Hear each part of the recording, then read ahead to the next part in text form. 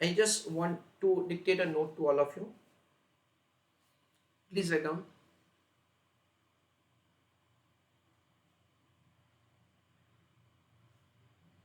learning points of the chapter.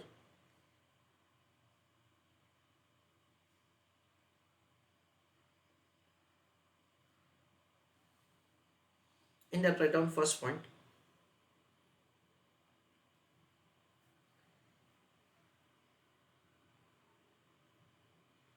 A business concern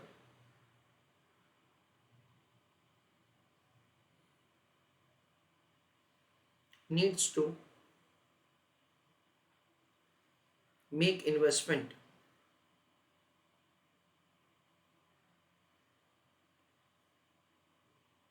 in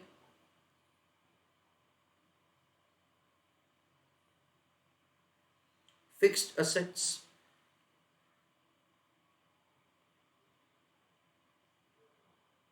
investment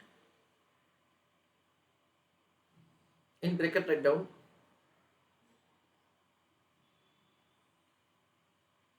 trade investment, C,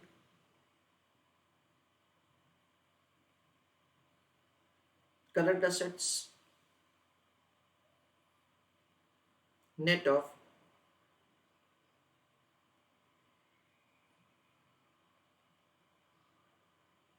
current liabilities.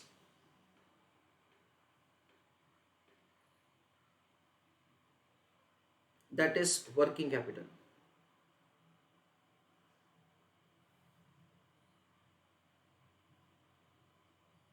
Second point,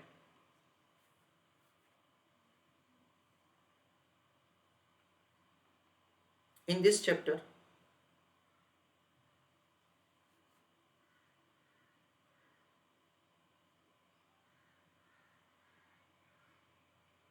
we are going to learn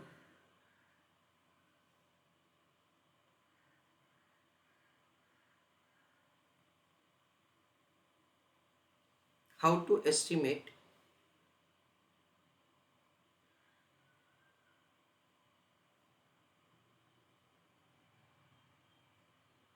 working capital requirement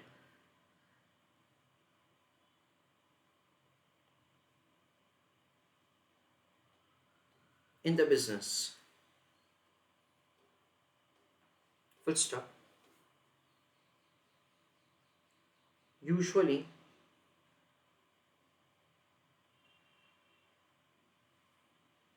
we will be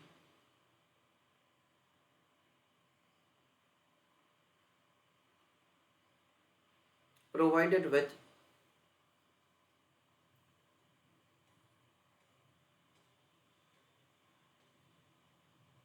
details of a manufacturing concern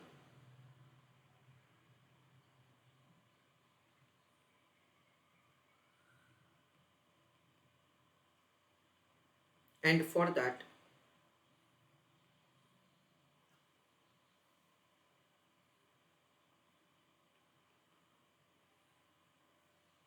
working capital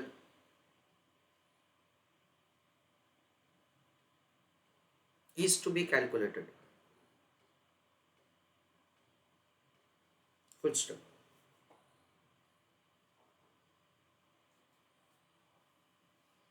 Giving some more explanation before we proceed further.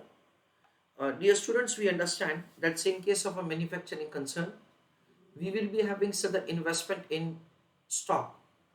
There will be three types of stock. One is raw material, another is WIP, and the last is finished goods. There are three types of stock. Next, we will be having something like called debtors, cash bank, then maybe advance tax, maybe prepaid expenses. These are usually the current assets that we have. And current liabilities is consisting of, like we understand, one, creditors for goods, creditors for expenses, income tax provision. We might have received some advance from the customer. So all these things will be considered, say, as like current liabilities. So we just have to make net of both of them, and that is working capital. This is what we are going to understand over here. So I just make a simple format of the working capital statement. Whatever the items which I'm going to show in that table, mostly within that only we will be having the working capital requirement. We may have say some more or some less information in comparison to a small table which I'm showing to you with respect to the working capital requirement. So I request all of you to write down heading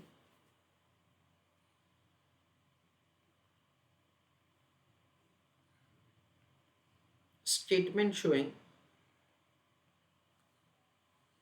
working capital requirement.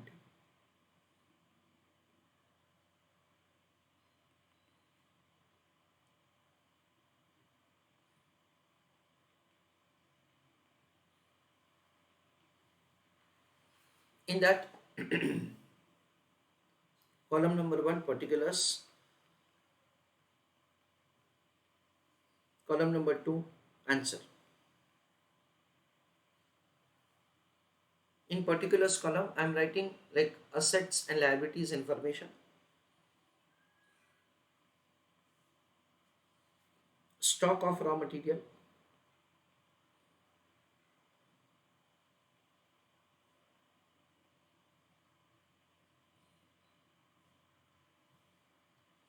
stock of WIP,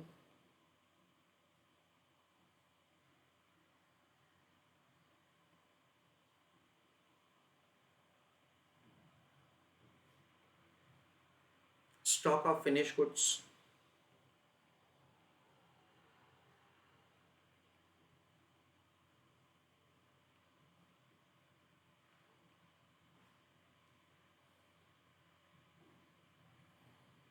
debtors,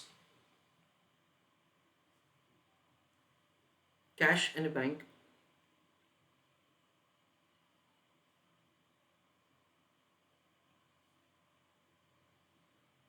prepaid expenses,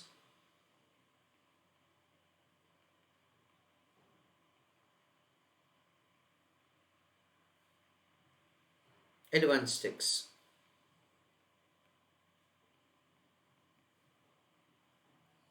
So we will be provided with a set of the information.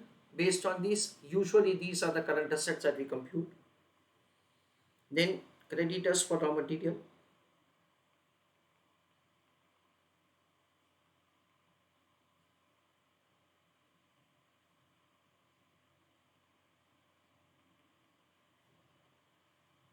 next is creditors for expenses,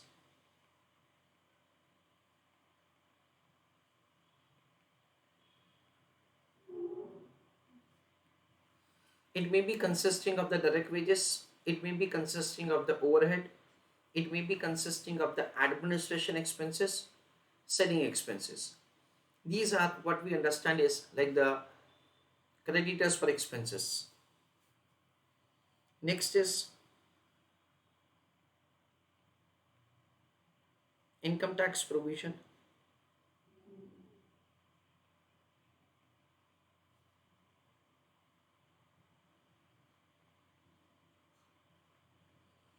These are like the generally current liabilities that say we have.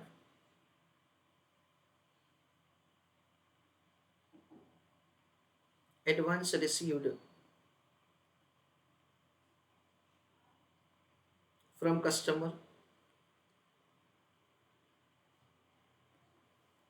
That's it.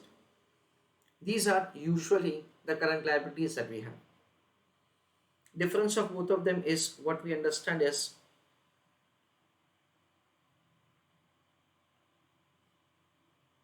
working capital. Dear students, number of times we are provided with the information that whatever the working capital estimate that we make may be wrong. That is the reason say we are required to add certain contingencies for the working capital. So it is working capital requirement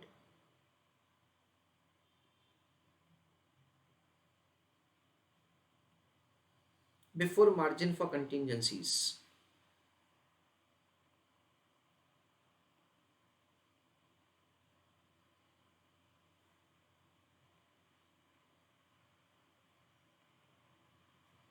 The term margin for contingencies, you can understand something like this, that suppose we are making, say, by taking into account all these things, we estimate that say we would require the working capital of 10 lakhs, but still we always know that say there may be some error in the estimation that we have.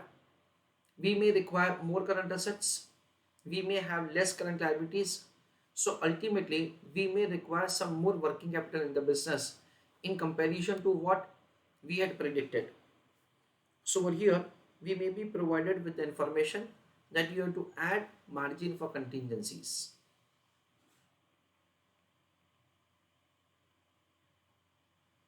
Add margin for contingencies. And with that say we have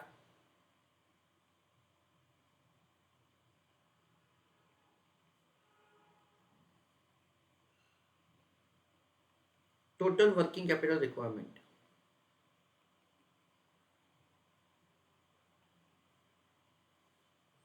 This is the way the working capital requirement is supposed to be calculated. This is a general format. May not be, it may be the case that say, all these information are not provided, and it may happen that say some more information is provided. So this is the statement of the working capital requirement. Dear students, initially we are going to start with very simple and the basic questions to have some brush up of certain term which are given a name as raw material holding period, WIP holding period, average collection period, some very basic terms before we start with the questions which are usually tested in examination. So let us start with the question. From following information, we have been provided with a set of the information wherein annual raw material consumption is 3,60,000, stock of raw material is 60,000. From this, you are required to compute raw material holding period. That is a question. Assume that say there are 360 days in a year. So using this information, we are required to compute raw material holding period. I request you to give answer for this question in the chat box. So dear students, answer of the question can be found like this. Raw material holding period is equal to 360 days divided by annual raw material consumption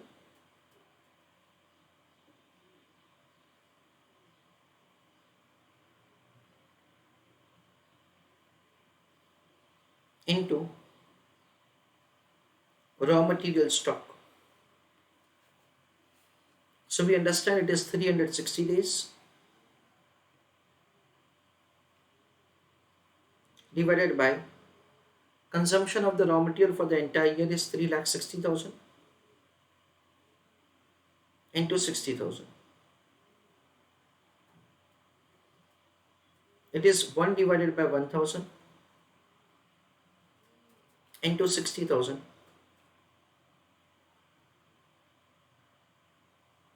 That comes to 60 days. Basically, we understand like this, that the yearly consumption is 3,60,000 divided by 360. 1 day consumption is 1,000 rupees. We keep the stock of 60,000. So that 60,000 rupees of the stock is equivalent to 60 days of the raw material consumption.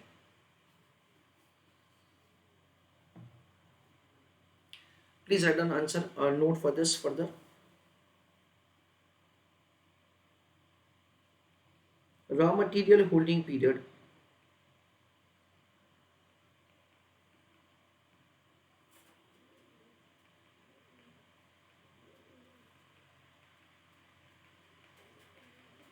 is indicating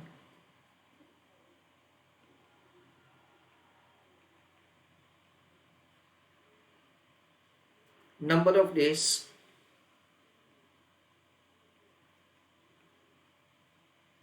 for which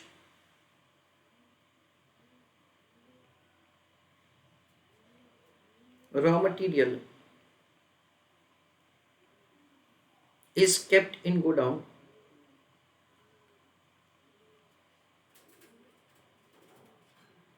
before it is issued for production.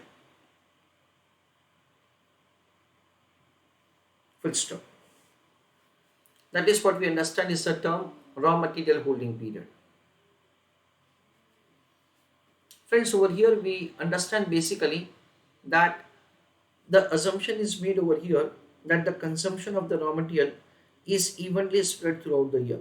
That we need not to mention. It is always assumed like that. With paragraph right down, we assume that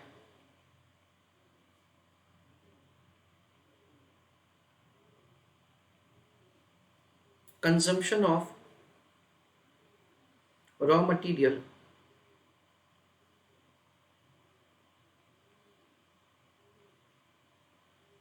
is evenly spread throughout the year.